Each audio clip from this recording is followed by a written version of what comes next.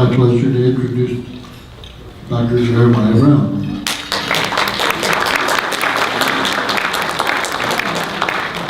Good morning. It's great to see so many people out on a Saturday morning to learn. And so you're going to hear a lot of different topics as Mr. Hoffmeyer was just discussing with you. And I'm sure that something will touch on you. Diabetes and macular degeneration are the two most common reasons that people go blind in this country. And we're going to talk about them in detail. All of you, I'm sure, have a family member, if it's not you, that in some way touches your life. And it's not just a condition that affects the person that has the disease, it affects all of those around them. And the more we can know about it, the more we can help them, the more that we can make recommendations to them, the better all of our lives are. So first we're going to start with diabetes and diabetic retinopathy. There is basically almost like an epidemic of diabetes in our country. Right now it's about 12% of the population. It's supposed to increase to about 15% of the population in just 3 years from now, by 2020, with 39 million people having diabetes. Most people who have diabetes have what's called the type 2 diabetes. This means that they didn't develop diabetes in childhood, it kind of came on later in life. Through your diet, through your activity level, your body can actually start to become resistant to the insulin that it makes.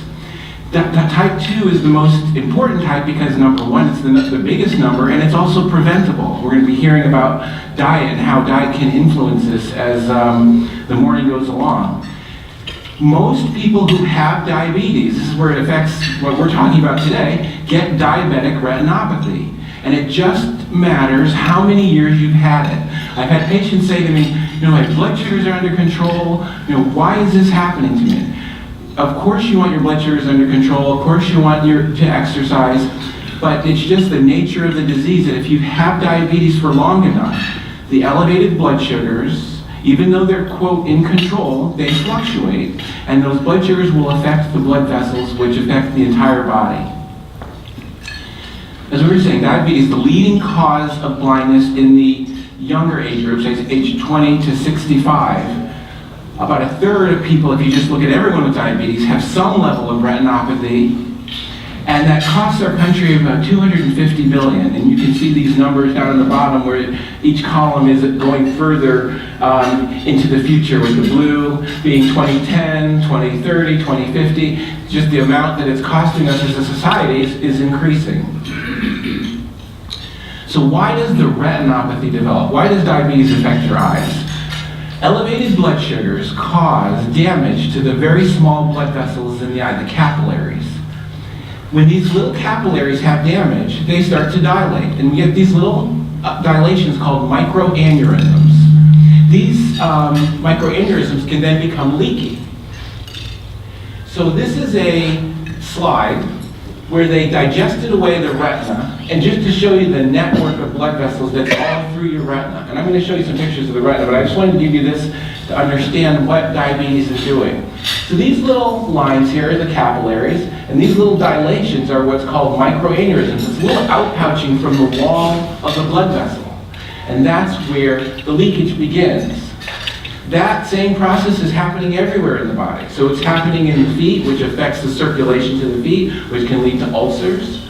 It affects how sticky proteins and cells are to the blood vessels. Plaque can develop in the blood vessels. Blockages can develop in the blood vessels in the heart.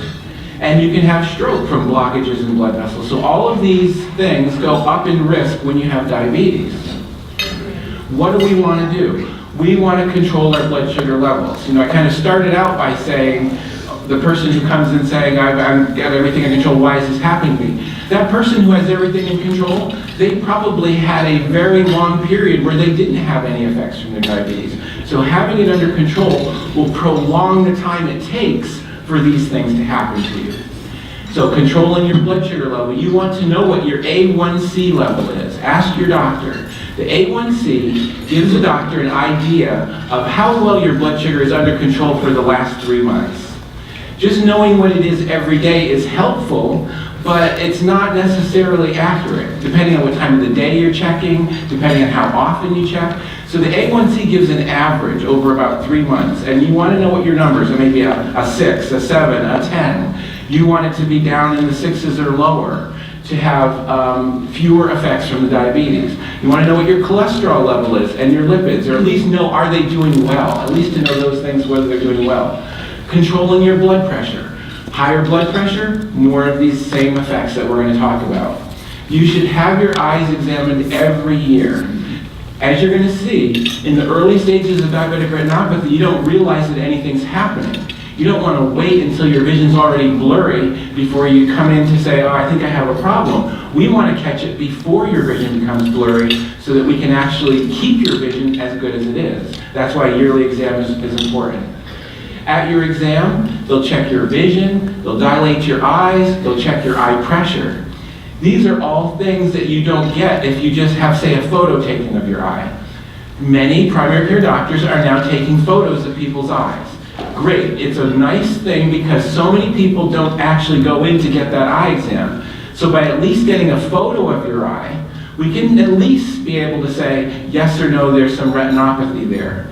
But actually, with an actual eye exam, they're going to check your eye pressure, they're going to check your vision, they're going to look at the iris. These are other parts of the eye that can be affected by diabetes. And so by having a full eye exam, you're going to get more information, which you won't get from that photo. But fortunately, I mean, the photo is increasing the rate that we're detecting people with retinopathy, so overall it is a good thing, but don't think of it as an exchange for doing an eye exam. Okay, so visual acuity. Visual acuity is important because there are other reasons your vision could be blurry. Maybe it's not from diabetes. Maybe there are things you're struggling with that you didn't realize you had to struggle with. Maybe you were thinking, oh, it's just age. But maybe there actually is something that can be helped if we detect a change in your visual acuity. So some of the early changes that people notice with diabetic retinopathy is their vision just becomes blurry. It's harder to focus. Things not quite as clear. If it gets to a stage where there's bleeding in the eye, they may actually start to see little floaters, little black spots floating in their vision.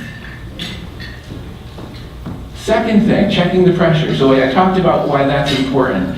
The eye produces fluid all the time, and it drains fluid. If the eye is not able to drain fluid fast enough, the pressure inside the eye starts to rise, and that can damage the optic nerve. Optic nerve is like the cable that sends all the information to the brain. If you damage the cable, the eye could be great and healthy, but the information is not going to get to the brain. So we want to make sure the pressure is normal.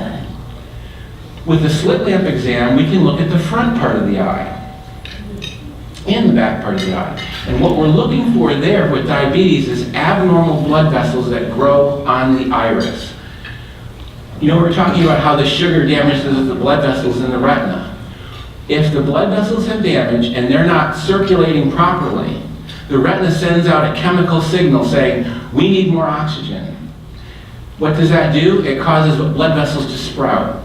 But they're not normal blood vessels. They sprout anywhere in the eye. They can sprout onto the iris, they can sprout on the retina, they can sprout on the optic nerve, and they can cause damage because they don't belong there. If they grow on your iris, which we can see on these magnified views, showing just these little dilated red blood vessels on the brown iris, that's not normal. Those blood vessels can actually grow into the area that the fluid drains in the eye, and that causes your eye pressure to go up. That's glaucoma due to diabetes. So that you won't detect on a photograph. So we look for that to make sure we don't see any of these big loopy abnormal blood vessels on the iris. We'll dilate the eye so we can get a whole panoramic view of the retina, not just one view straight ahead. We can look all the way around. That's why we dilate your eyes. This is just a cartoon image showing how, through the pupil, we're looking through a keyhole into your eye.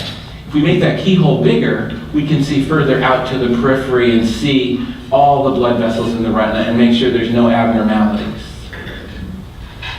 So, now we get to the actual fun part, looking inside the eye. This is the retina of a normal person. So we're looking through a pupil. This is taken with a camera, a photograph. This is the optic nerve that sends all that information to the brain. These are the normal blood vessels. You can see how they branch and they look all symmetric, both sides. This area where it's a little darker is the very center of the vision. Now, in the early stages of diabetes, what we see, remember those little leaky points, those microaneurysms? When they start to leak, we'll see little pockets of fluid in the retina. These yellow spots are exudates. They're lipids. They're fats and proteins that are supposed to be in the bloodstream that are leaking out into the retina. You may see some blood, these little red blood spots. So this person right now is totally normal in terms of their vision. They would be seeing 20/20. Center point of their vision right here is normal, but all these things are starting. And when this starts to start, this is when we really have to be more attentive. We have to examine them more frequently because we want to stop any of these leakages before they get to the central vision. So now let's take a look at this person. Now you can see some of this fluid has gotten into this darker area here in the center. That's their central vision. So now it's starting to affect their central vision. So this person wouldn't be 20/20 anymore. If we had caught them when the fluid was back here, we have a number of ways of stopping it, which we're going to talk about. So that's why we want to catch it early. We don't want to wait until you've already noticed that the vision has changed. So that problem that we were just talking about is called diabetic macular edema. Macula is the area of your central vision due to diabetes, and edema is just swelling. The fluid that swells into the retina is the same kind of fluid that swells in your ankles when you've been on your feet for a long time. It's like a clear fluid. Sometimes you'll see blood, like we saw those little blood spots, but that clear fluid leaking into the retina makes the retina swell. The retina is like the film in the back of a camera. So that's where everything's being projected onto. So if you have swelling in part of it, the vision's going to look blurred in that area. Once that protein and lipid gets into your central vision, then you may not even get back to 20/20, even if we get it to go away, because that protein and lipid does damage to those seeing cells. It doesn't belong there. That's another reason we want to try to catch it early. One of the tests that you may have at your eye doctor is called an OCT, optical coherence tomography. It's just a way for us to get an image of your retina without having to do a dissection and have your retina on a slide. It gives us a side view of the retina. And we're going to talk about it in detail when we talk about macular degeneration, because it applies to that also. But this is just an image of the back wall of the eye, here. And then these gray lines sitting on top of it are the retina. And just to illustrate the point of what I mean by swelling, so the normal retina should be thin like this side of the slide. This big ballooning up and this dark space here, this is ballooned up because of fluid, and that's macular edema that's in the person's central vision. Diabetes has two stages. Everything we've been talking about, diabetic macular edema, can happen in either stage. So there's a stage that's called non-proliferative, and then a stage called proliferative. Proliferative is when abnormal blood vessels start to pop up. And those abnormal blood vessels can cause other problems beyond the macular edema. So non-proliferative just means you have little spots, little dots of blood, little dilated blood vessels, little areas of leakage. Proliferative, abnormal blood vessels are sprouting on the retina, maybe bleeding, maybe seeing lots of clumps of blood in your vision from those bleeding. That's the proliferative stage. So here, what you can see on this optic nerve is this kind of thready looking thin blood vessels that are sprouting from the optic nerve. Proliferative diabetic retinopathy. Here's some examples. These blood vessels, as they start to grow, can spread over the retina. So they're growing like ground cover over the top of the retina. Not supposed to be there. The problem is that they are growing and they contract and they bring other tissue with them. They bring their support structures. These tissues are kind of like scar. Like when you get a cut in your skin and a blood clot forms, and then you get a scab, and that scab pulls the edges of the skin together. This is similar to that tissue that's growing tissue, and it will pull, and it can pull on the retina, and it can actually detach your retina. And that's a very important reason of why people with diabetes go blind, is from their retina detaching from tissue like this. It's growing over the surface and contracting. So these blood vessels, as we said, are not normal. This is an example of a clump of blood that's floating in the person's fluid of the eye.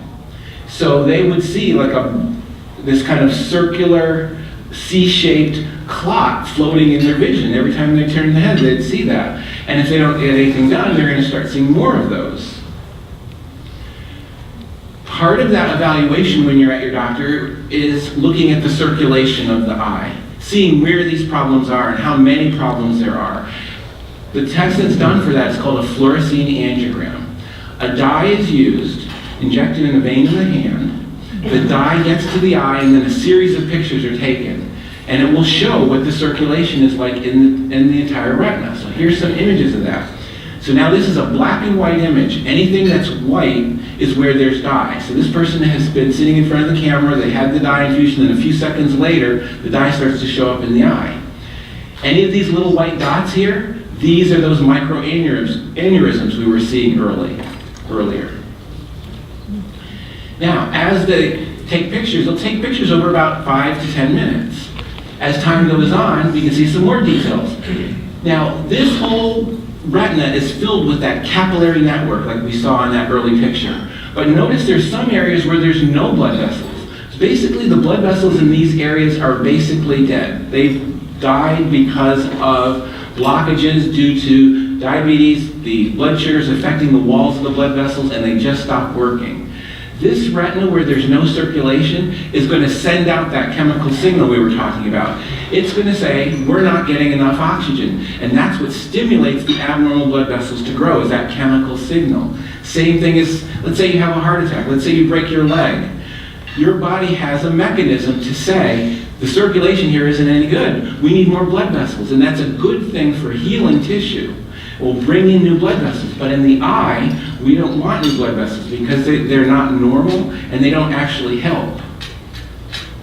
Now, as we go further, now about 5 minutes into the pictures, now we're seeing all this dye leaking out into the retina. The retina should just look kind of like this background area here. But all that white cloud is the fluid from that dye leaking. So it's telling me there is a lot of leakage going on. It's coming from multiple places. And this is part of why this person's vision is blurry. If there are abnormal blood vessels there, they will show up. These ones that light up real bright are abnormal clusters of blood vessels. This here where you can see sort of like a frond, like a sea fan going over the retina. This is a growth of blood vessels that's abnormal right here. So what do we do about this? If we catch someone where they have those little leakages, they're encroaching on the central vision, they're getting close, but they haven't reached the central vision, that's the ideal. We use laser, and we'll put a few spots of laser on those little microaneurysms that are leaking, and we can stop the leakage. We'll maybe do a treatment, see the person back in 3 or 4 months, and we'll see that that fluid has gone away. We basically have stopped it from that area. Then, the person working with their endocrinologist, their primary care doctor, to get their blood sugars under control, get their blood pressure under control, the rate that they form those little microaneurysms will probably slow down. And we'll just keep monitoring and watching for them. The more leaks they have, the more laser they need to have.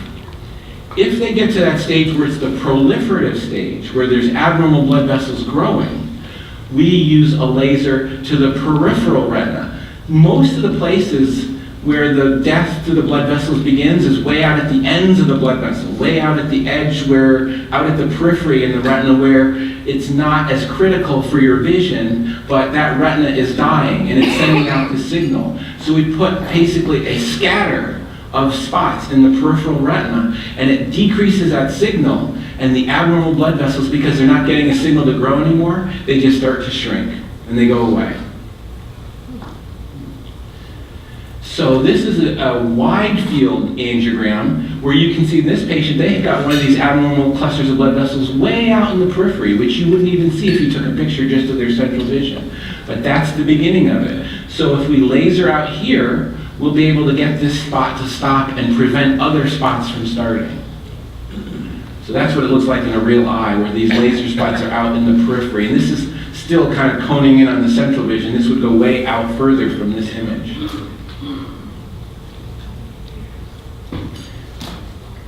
Now, There are some points where people will come in where it's just gone way too far. And so here, this is a retina. You can barely tell the normal anatomy. This is that optic nerve again, but all this tissue, all this white tissue over the surface of their retina is just a network of abnormal blood vessels that have grown. And it's lifting up and pulling their central vision retina here off.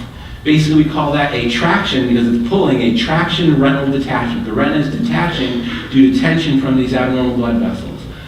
So when it gets to that point, when it gets to blood that's kind of plastered onto the surface of the retina and scar tissue along with it, most of the time the right thing for this person is surgery. Just doing laser alone is not going to be enough. Here's some examples of the blood where it can get kind of stuck to the surface, and this person, their central vision looks pretty good. This person probably would do well with just laser alone. This one, where the blood is over their central vision, probably is going to need surgery to prevent scarring over that central vision. And so this is an outpatient surgery that's done. We have people under anesthesia by vein. They're relaxed, they're comfortable. We numb the eye. And then we use little instruments that go into the eye and basically vacuum out the blood, peel off those abnormal blood vessels, and clear out the center portion of the eye so we can regain their vision. This is just showing some examples. These pictures are a little bit small from the back, but it's basically showing an eye and showing how these V-shaped areas of traction begin, where the gel that fills the eye is connecting to these abnormal blood vessels that are on the surface, and then the gel and those abnormal blood vessels lift and they raise the retina off the surface, traction detachment. During surgery, we go in and we peel off those attachments so that the retina can relax down and be attached again the way it was supposed to be. So I've been referring to this chemical that gets released in the eye when it's not getting enough oxygen. And the actual name of that is called vascular endothelial growth factor. So growth factor, it's a protein that makes things grow. And it's a vascular endothelial. It's a blood vessel growth factor. So this responds, the body makes it when the tissue in the body feels like it's not getting enough oxygen. The discovery of this was probably the biggest thing that's happened in ophthalmology in the last 20 years, is to find out what that chemical signal is, because now that led to new treatments. Everything I talked to you about before are things that we've been doing for 20, 25 years. Varying, the surgery's gotten better, the instruments are smaller, they're more delicate, we can do more things with them, the lasers have gotten better, we can be more precise with them, but in general, for about all that time period, 20, 25 years, things were about the same. But when this came out, when this was discovered, this chemical, that changed everything. Now we have medications that can be used at certain points in that whole pathway to affect the pathway, and let's talk about that. So remember, we're talking about diabetic macular edema, fluid getting into the central vision. If we know what that chemical is and we block the chemical, actually those blood vessels become less leaky. So not only do you stop the abnormal ones from sprouting around, but you also can stop or slow down the leakage. So these are just some examples showing these areas in the eye where the blood vessels are leaking. So this medicine is given directly to the eye.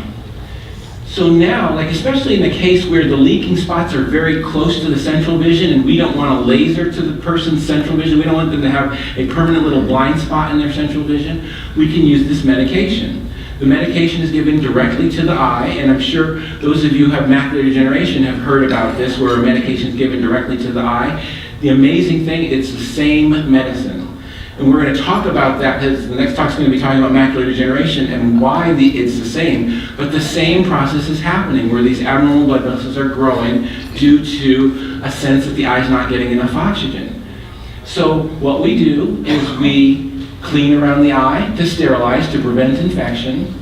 We numb the eye, usually with cotton balls and a little anesthetic that's on the cotton ball, and we hold it on the eye, and we do another one and hold another one.